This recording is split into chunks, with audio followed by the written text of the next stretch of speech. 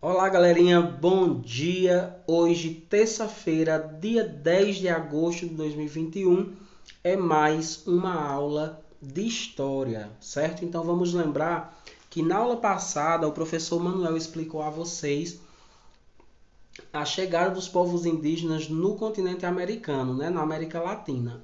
Hoje a gente vai falar sobre os povos indígenas no nosso território, no Brasil, tá bom? Então nossa atividade ela é uma continuação, não é, da aula passada, já que a gente ainda está falando dos povos indígenas. A nossa atividade de hoje, só um minutinho, viu? Ela está nas páginas 58 e 59 do livro de História, tá certo? Antes de realizar a atividade, assistam os dois vídeos que o professor Manuel está disponibilizando para vocês. Um vídeo de explicação do conteúdo, os índios, seus hábitos, seus costumes, sua religiosidade, e esse vídeo de explicação da atividade. Então vamos lá? Vamos iniciar, não é? Povos indígenas do Brasil. No Brasil, existem diferentes povos indígenas com costumes e tradições próprios, como os Guaranis, os Baniuá e os Charruá, entre muitos outros. Eu acredito que dessas três tribos que o professor Manuel fez a leitura para vocês, a mais conhecida são os Guaranis. Alguns vivem isolados em aldeias no meio da floresta, sem contato com os não indígenas. Outros vivem no campo ou nas cidades, e muitos deles incorporaram hábitos da sociedade não indígena. Isso não faz com que deixem de ser indígenas. O texto e as imagens abaixo mostram alguns exemplos disso. Então, o que foi que o professor Manuel explicou na aula passada? Vamos lembrar que existem tribos que ainda vivem tradicionalmente, ou seja, que ainda vivem da mesma forma que viviam há 500 anos atrás, né? Não permitem que um desconhecido entre e nem sai para conhecer outros mundos. No entanto, como o professor Manuel acabou de fazer a leitura, existem indígenas que já convivem na sociedade não indígena e que essa convivência acabou trazendo para ele a customização, como é que eu posso dizer para vocês? A vivência de hábitos que não pertenciam à sua crença ou aos seus costumes enquanto índio. O que não tira dele a essência de indígena, não é? Então vamos para o texto. O texto, pessoal, é este, certo? O professor Manuel vai fazer a leitura bem pausadamente. Denunciar crimes ambientais, preservar e divulgar sua cultura, defender seus direitos, mostrar suas condições de vida, lutas diárias de diversas comunidades indígenas que, agora, ganharam uma aliada poderosa, a internet. Muitos povos indígenas têm usado a internet, né, para atingir um público grande dentro e fora do país. A internet possibilita aos indígenas divulgar, preste atenção que a gente vai precisar dessas informações, divulgar suas culturas e potencialidades de forma mais independente e autônoma, se fazendo conhecer e dialogando diretamente com a população nacional, aponta Tiago Cavalcante, historiador e pesquisador do Laboratório de Arqueologia, Etnologia e Etnohistória da Universidade Federal de Grande Dourados, tá certo? Então prestem atenção. As comunidades indígenas que se atualizaram, não é? E modificaram os seus hábitos, por exemplo, como acessar a internet, elas, através da internet, tiveram a oportunidade de mostrar ao mundo, não é? Porque a internet ela é muito abrangente. Tiveram a oportunidade de mostrar ao mundo os seus costumes, os seus hábitos, o seu modo de viver. Então vamos lá. Se vocês observarem, nós temos duas imagens, né? Vamos analisar primeiro a imagem da letra A. O professor Manuel acredita que essa imagem retrate uma sala de aula, não é? O professor é um índio e os alunos também. Então aí a gente pode estar caracterizando a letra A como educação indígena. Olha aqui a legenda, ó. A legenda é esse textozinho, vamos lembrar, que fica abaixo das fotos. Professor e alunos pataxós, né, da tribo pataxós, em sala de aula de escola indígena na terra indígena Pataxó, que fica em Porto Seguro, na Bahia. A foto é de 2014. Então, observem que existe toda uma estrutura na sala de aula, não é? Ó, lá atrás, as bancas, não é? É diferente da educação, não educação escolar, mas a educação familiar que as tribos indígenas tinham anteriormente. Na imagem B, a gente vê um índio, não é, bem caracterizado, com cocá, com colás e tudo mais. É um indígena usando o celular para tirar fotos durante os Jogos Mundiais dos Povos Indígenas, realizado em Palmas, no Tocantins, no ano 2015. Então, observem que a caracterização está bem mais presente na figura B, não é? São essas as características de um indígena tradicional, tá bom? Das comunidades tradicionais. Então, essa questão, que é a de número 3, ela diz assim, ó. Que costumes não indígenas, preste atenção, que costumes não indígenas foram retratados nas imagens acima e abordados pelo texto? Você costuma realizar atividades parecidas? Quais? Então, se a gente voltar aqui no texto, ó, quais são os costumes não indígenas que o texto e as imagens representam? Muitos povos indígenas têm usado a rede, ou seja, a internet, para atingir um público grande. Então, o uso da internet não era um hábito indígena, não é? Então, ambas as imagens, tanto a imagem A, que é de educação indígena, não é, uma escola indígena, e a gente precisa saber que uma tribo indígena, a esfera governamental responsável pela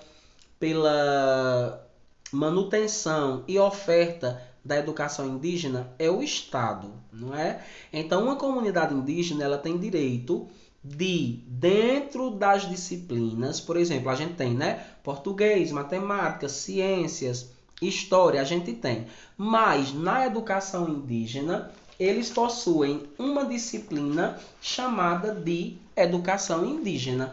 E aí, nessa disciplina, geralmente, essa disciplina é ministrada por um professor indígena, não necessariamente formado, ele só precisa conhecer os hábitos da comunidade, porque nessa disciplina ele vai ensinar às gerações, né, ou seja, os menores, a importância de ser indígena, os hábitos e as culturas, as tradições como um todo. Então, na terceira questão, vocês vão me dizer o que está sendo abordado aí que não era um costume indígena. Na quarta questão, de que maneira esses costumes podem auxiliar os indígenas na luta pela preservação de suas tradições? É muito simples. Se o professor Manuel está dizendo que o hábito que o indígena está praticando na imagem e no texto, que não é um hábito das comunidades indígenas, é o uso da internet, como é que usar a internet pode ajudá-los nessa questão da preservação de suas tradições? Porque eles fazem o mundo conhecer a luta, as tentativas, né, as invasões, inclusive, aos seus territórios. Então, quando um território indígena é invadido hoje, rapidamente essa notícia ela se espalha. Por quê? Porque eles estão usando a internet para proliferar essas notícias. E isso faz com que o mundo conheça a luta indígena, tá bom, pessoal? Aí vamos lá. Falamos de costumes, agora a gente vai falar de terra. As terras indígenas, vamos lembrar que somente em 1988, com a Constituição Federal de 88, foi que o Brasil considerou que os índios realmente foram os primeiros habitantes do Brasil. Então, o que é que se entende? Se a tribo está fixada naquele terreno, aquele território pertence a ela. Por quê? Porque quando os portugueses chegaram aqui, eles já encontraram os índios habitando esse território. E aí, com esse documento, não é? A Constituição, que é a lei maior do país, é a nossa carta magna, a nossa carta maior. Através da Constituição, eles ganharam o direito de demarcar as suas terras. Demarcando a terra, eles tinham como garantia a permanência, o cultivo naquela terra e a proibição da entrada de pessoas que eles não quisessem que entrassem, tá bom? Então vamos lá, terras indígenas. Em 1988, a Constituição do Brasil considerou que os indígenas foram os primeiros habitantes do território brasileiro, garantindo-lhes assim a posse das terras que tradicionalmente ocupam. Então, se eles já estavam lá, o que acontecia? As terras eram legalmente entregues àquela comunidade tradicional. O Estado ficou com a responsabilidade de demarcar essas terras, ou seja, de delimitar e proteger as áreas onde os indígenas vivem. Hoje, a gente tem a FUNAI, que é uma fundação específica do cuidado para com o índio. Então, a gente teve em 2019, se eu não estiver enganado, 2019, a tentativa de tomada, de invasão de alguns territórios indígenas. É tanto que a gente vai ver uma foto aqui de um pedido de uma tribo indígena ao Superior Tribunal Federal, que é o STF. E qual é o pedido? De que eles garantam essa proteção das terras e dos povos, tá bom? Então vamos subir.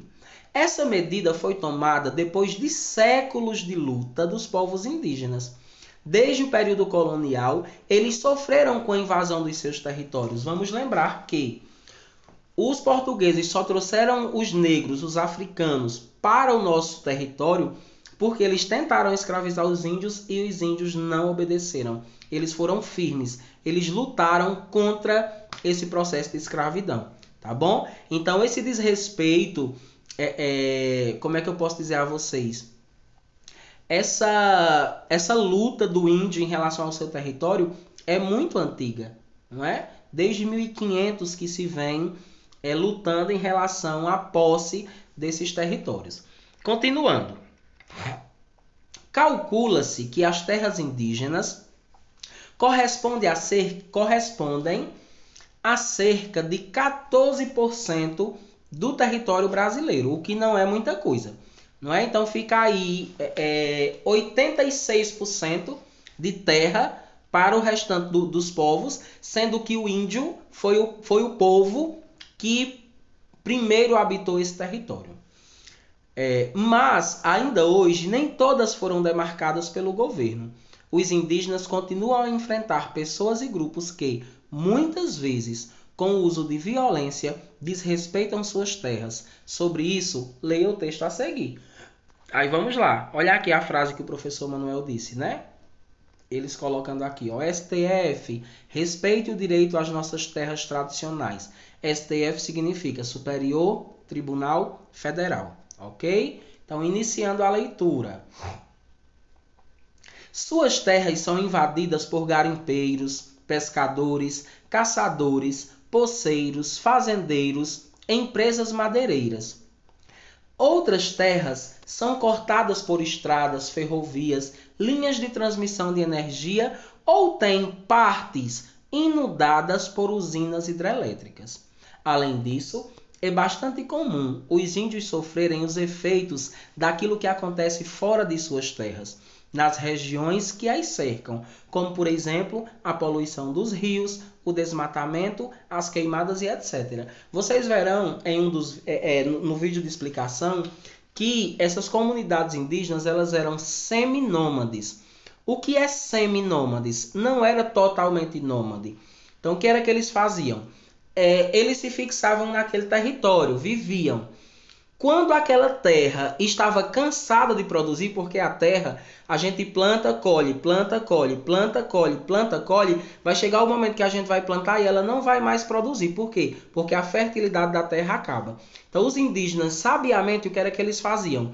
eles mudavam-se daquela localidade para uma localidade seguinte até que o reflorestamento daquele ambiente acontecesse, né? Até que aquele ambiente se tornasse natureza de novo. E assim eles faziam, sempre como seminômades, sempre passando de um lugar para o outro. Então essa foto, né, indígenas durante reivindicação em Brasília, no Distrito Federal, pela demarcação dos seus territórios, 2015, né, há 6 anos atrás. Então vejam aí que há pouquíssimo tempo já há um grande marco nessa luta. Então a quinta questão diz assim: leia o texto, leia novamente o texto e observe a foto acima. Letra A. Quais empreendimentos ameaçam as terras indígenas? Vocês vão identificar os empreendimentos que ameaçam as terras indígenas nesse textozinho aqui, tá certo? Na letra B. Quais grupos ameaçam as terras indígenas? Sublinhe no texto. O professor Manuel até já deixou sublinhado aqui. Empreendimento é uma coisa, é empresa. Né? A letra A pergunta quais as empresas que ameaçam as terras indígenas. E na letra B pede para a gente sublinhar os grupos.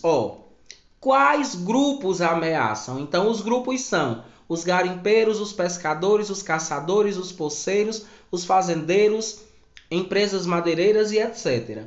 Então, quais empresas, como é que eu posso dizer? Quais empresas